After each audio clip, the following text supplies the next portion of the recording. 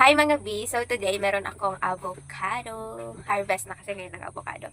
So today, pag-aaralan natin kung ano yung mga vitamins na makukuha natin sa avocado. Before yan, kumain ako. Kumain ako kanina. So before yan, titaste test muna natin yung avocado. Yan. Wala munang asukal. Mas prefer ko to ng ganito, yung walang halong chemical juice. Yung wala pang halo ng ibang pampalasa. Kasi mas malalasahan mo yung linamnam, yung sariling flavor ng avocado. Para sa akin, mas masarap yung ganito.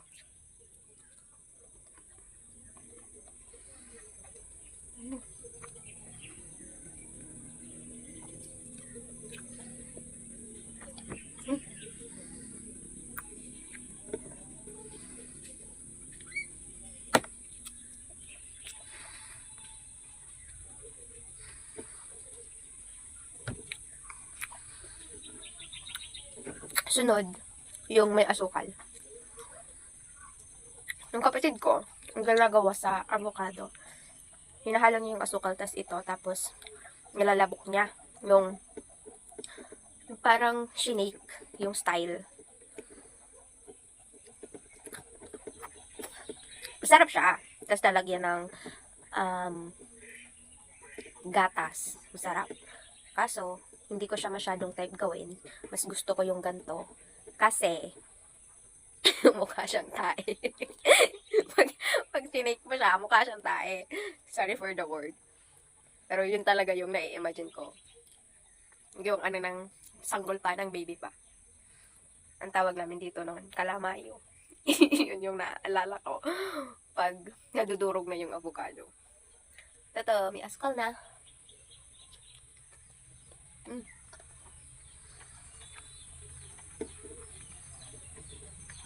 Yung asukal,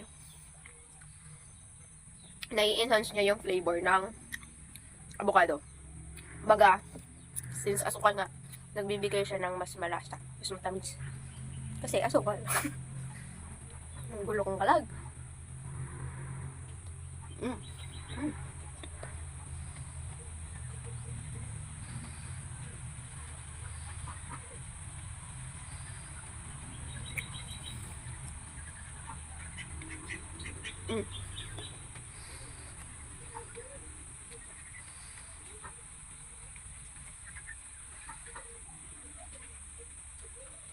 Masarap.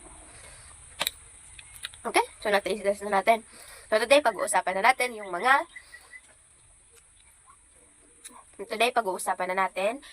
vitamins na makukuha natin sa avocado. So, ang avocado ay mayaman sa vitamin C.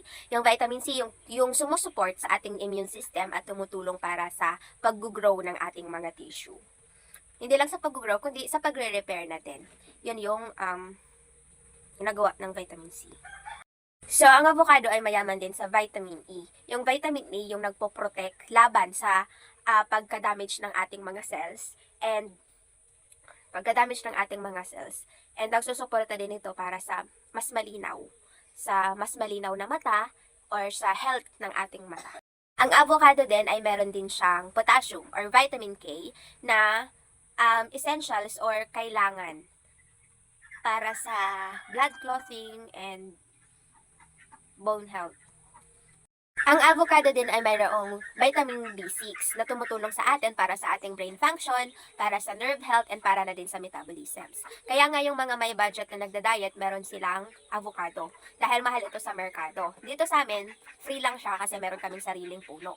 And ang avocado kasi nakakatulong siya sa pagpababa ng timbang and nagpapababa din siya ng bad cholesterol. Kaya healthy. Mayaman din ito sa B vitamins. Meron itong riboflavin, which is the vitamin B2, niacin, vitamin B3, and pantothenic acid, which is the vitamin B5.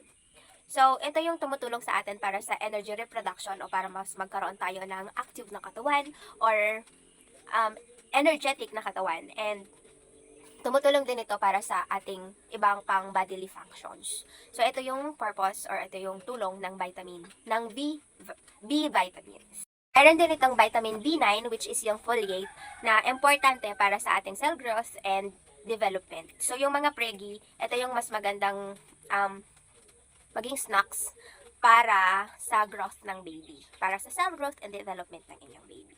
So, ang avocado po ay nakakapaganda ng skin, nakakapababa ng timbang, nakakapababa ng kolesterol, and nakakapalinaw ng mata. Para din siyang kalabasa.